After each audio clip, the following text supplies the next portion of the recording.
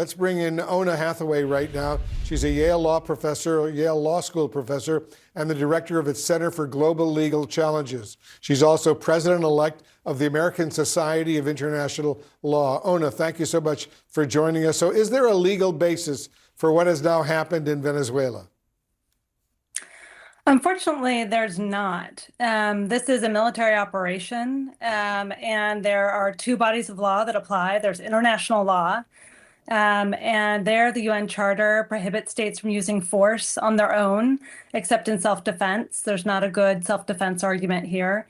And under domestic law, the president's required to go to Congress first before he launches a war, and he didn't do that. So this is really in difficult legal territory. Interesting. President Trump says his administration is now reasserting American power and superseding the principles laid out in what was called, of course, the Monroe Doctrine. What exactly does the doctrine entail, and is it concerning that Trump is using it now to justify his actions in Venezuela? It's very concerning because the Monroe Doctrine, among other things, was used as a justification for the U.S. to use military force throughout Latin America. And it's seen, I think, in Latin America as a sign the U.S. intends to take a much more forceful position to use military force unilaterally in violation of the United Nations Charter.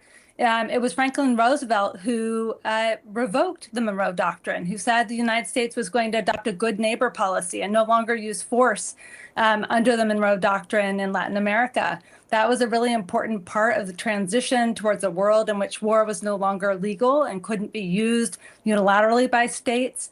Roosevelt was, of course, a champion of the United Nations Charter and the prohibition on war, which is what we fought World War II for. So really what we're talking about is going back to a world before the UN Charter, going back to a world before war was rendered illegal.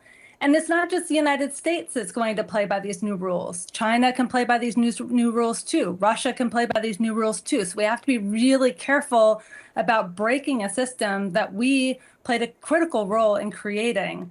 Once we unwind it, it's going to be very, very difficult to put it back together again. Ona Hathaway, professor of international law at Yale Law School. Thanks so much for joining us.